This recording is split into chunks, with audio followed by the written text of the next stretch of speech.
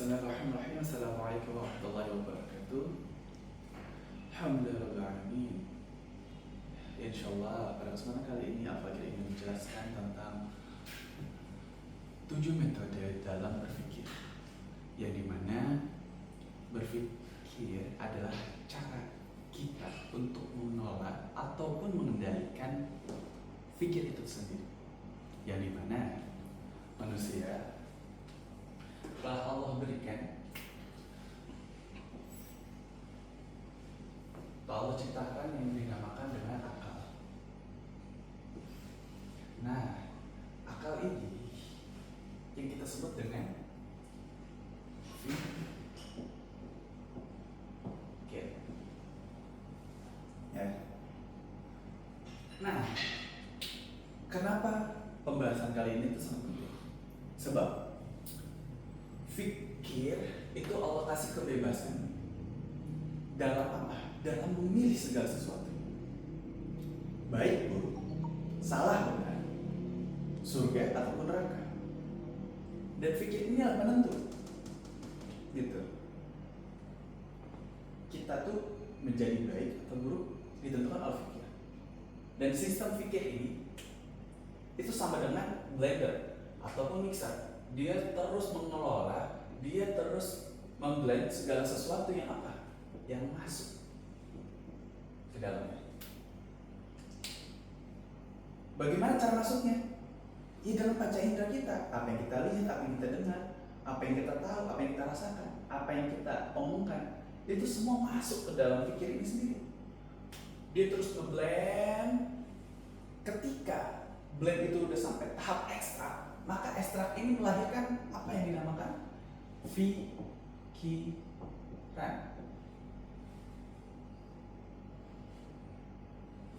Kenapa dinamakan ekstrak? Karena segala sesuatu yang udah terblend itu masuk dalam kategori apa? Pemahaman. Jadi pikiran itu ya pemahaman kita terhadap sesuatu yang udah kita blend. Lalu ketika pikir ini sudah tahap paham, maka lahirlah sebuah apa? Pemikiran. Yang isinya apa? Ada sikap kita, ada habit kita, atau di dalam Islam disebut dengan apa? Akhlak. Oke, maka kita pun gak jauh beda berpikir ketika melihat seseorang, dia suka merokok, dia berkata kasar, maka nggak jauh beda kita berpikir, ini kayaknya orang baik. Karena apa? Karena kita berpikir apa yang dia ambil, ya, apa yang dimasukkan ke dalam pikirannya itu melahirkan sebuah pikiran yang dimana dia pikir, kayaknya merokok enak deh. Oh iya, ternyata pas dia ngelakuin, ya, ketika sudah menjadi perilaku, sudah dia lakukan, maka berubah jadi pemikiran, berubah menjadi kebiasaan. Kayaknya nggak enak deh kalau nggak merokok, habis makan kayak enak merokok deh. Nah itu dia. Ya, maka bagaimana kita harus mengelola ini semua agar apa? Agar pemikiran kita, kebiasaan kita, akhlak kita itu sehat, benar, jernih. Maka kita ditugaskan untuk apa? Untuk mengelola. Nah, yang mengelola itu apa? Disebut dengan berpikir. Ya. Disebut dengan berpikir. Nah, berpikir itu ada 7 metode. Yang pertama disebut dengan apa? Takwa. Yang dimaksud dengan takwa ini adalah patuh. Kita dianjurkan oleh Allah setiap kita sholat Jumat itu pasti disuruh apa? Patuh, takwa. Ya. Yang pertama, pertanyaan siapa? Kita harus patuh pada siapa dulu? Yang pertama, yaitu untuk kita sendiri. Sebab kenapa? Karena dalam Sahih Bukhari dan Sahih Muslim itu dijelaskan bahwasanya tidaklah anak dilahirkan kecuali dalam keadaan fitrah ataupun suci, gitu. Kecuali kedua orang tuanya lah yang menyuruh mereka untuk menjadi Majusi, Nasrani, ataupun Yahudi. Ya. Maka konteks orang tua di sini perlu.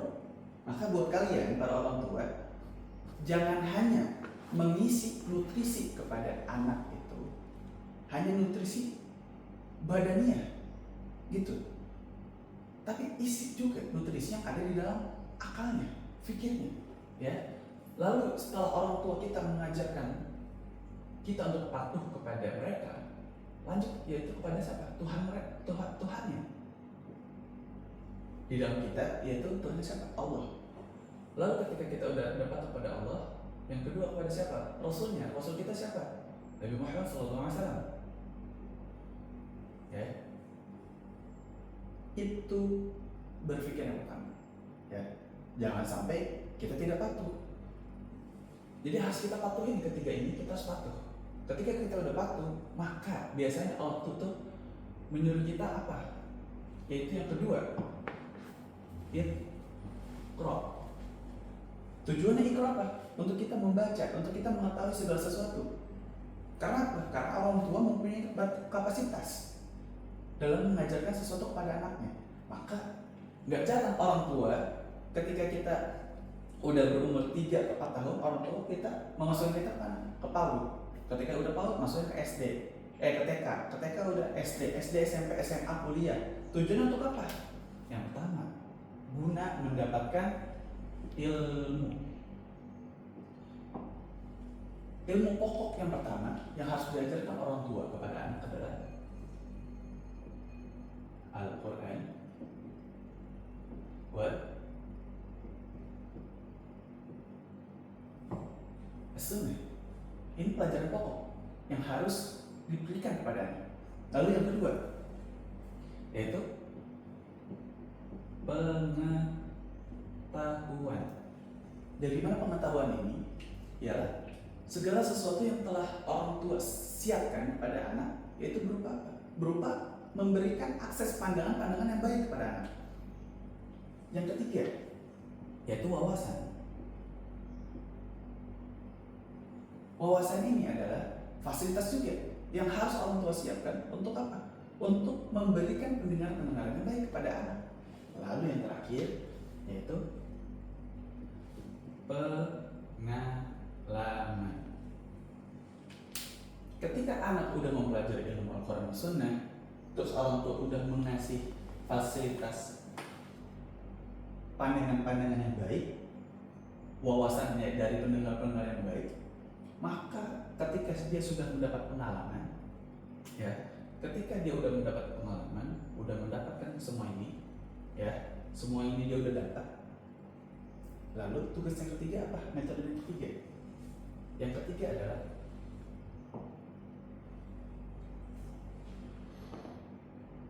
pasti. Ya. Kenapa pasti?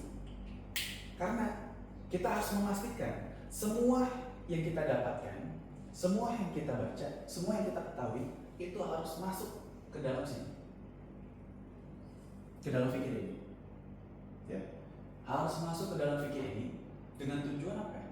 Dengan tujuan semua ilmu, semua pengetahuan, semua wawasan, semua pengalaman yang kita masukkan ke sini dalam keadaan baik, sehat, dan jernih. Agar apa? Agar melahirkan sebuah pikiran yang baik juga. Karena akhlak yang baik itu terdiri dari pikiran yang baik. Pikiran yang baik itu masuk dalam fikir atau ilmu-ilmu yang baik. Maka kita harus mengelola fikir ini agar pikiran dan perilaku kita juga baik. Ya. Ketika ini udah pasti ya, kita sudah memastikan semua yang masuk ke dalam fikir itu adalah baik. Ya. Lalu yang keempat itu apa? Yang keempat itu adalah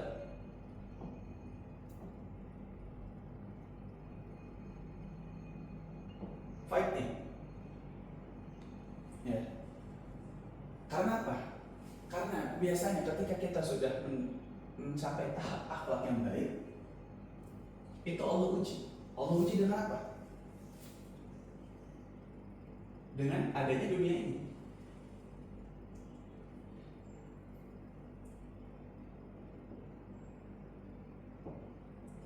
Karena dunia ini isinya apa? Yang pertama, ada cobaan yang berupa apa? Syaitan. Yang kedua apa? Tipu daya. Yang ketiga apa? Sunda gurau. Ya. Maka ketika kita udah yakin bahwasannya sabar adalah kunci terbaik dalam keadaan kita marah, maka ya kita ketika melewati semua ujian ini, bagaimana caranya saat kita sampai ke dunia, pada saat kita menjalani kerasnya dunia, ya kita harus sabar. Kita harus fight bahwasanya ya harus sabar pokoknya. Nggak boleh ngalah, nggak boleh marah, nggak boleh. Kita harus sabar dalam menjalankan apapun. Nah, ketika kita udah yakin kita sabar, baru yang kelima apa? Yang kelima adalah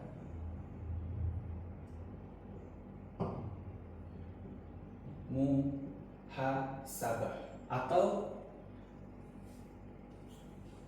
introspeksi, ya. Karena apa? Biasanya ketika orang udah mempunyai akhlak yang baik atau dikenal sama orang itu dia adalah orang baik, ya, mereka ini pasti tidak mau dikatakan atau dicap sebagai orang yang buruk, ataupun di-compare gitu, dibanding-bandingin. Kamu mah gak lebih baik daripada dia. Kamu mah malas-malasan. Kamu mah ini, kamu ini. Dia merasa, oh enggak lah, perasaan saya ini. Sehingga apa? Muncul rasa apa? Rasa bahwasannya, iya, dia udah baik nih. Ya dia merasa baik sendiri. Dia nggak mau gitu dibanding-banding sama orang lain yang dia rasa, ya dia lebih rendah daripada saya. Dia nggak lebih baik daripada saya. Nah inilah cobaan.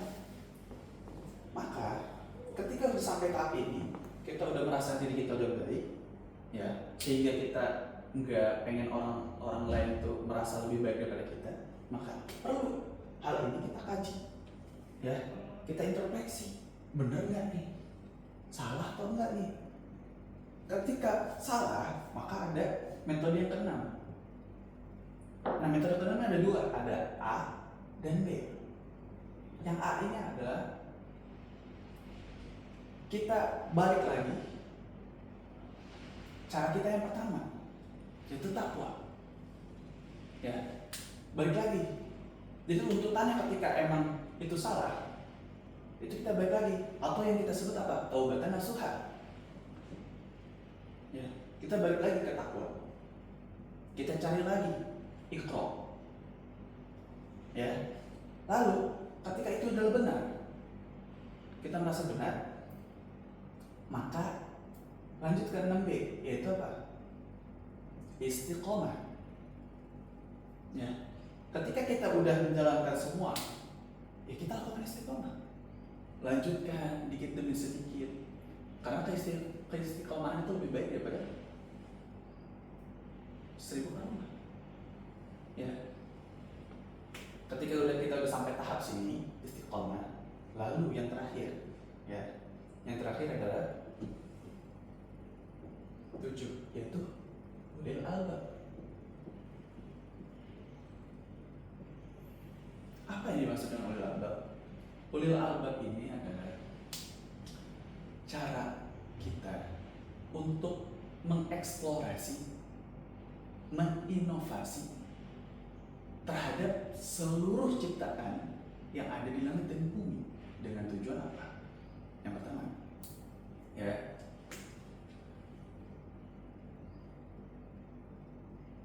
untuk meningkatkan takwa. Yang kedua, berlomba-lomba dalam amal soleh. Yang ketiga apa? Maslahat dalam bentuk manfaat. Sebab apa? Khairukum man ta'allama al-Qur'an wa 'allama. Ya. Ataupun sebaik-baiknya manusia, ya, dia adalah yang paling bermanfaat. Maka ulil albab ini adalah kunci. Ya, kunci agar kita menjadi orang yang terbaik, kunci sebagai kita menjadi hamba yang terbaik, agar apa? Agar nanti di dunia selanjutnya, di kehidupan selanjutnya, kita juga mendapatkan fasilitas yang terbaik. Ya. Maka perlu kalian kaji semua ini. Ketika kalian bisa mengkaji semua ini, ya insya Allah pikiran kalian akan jernih. Semua yang kalian inginkan akan terwujud. Ya, karena apa? Karena hal inilah yang menentukan awal dan akhir hidup kalian. Sekian, Assalamualaikum warahmatullahi wabarakatuh.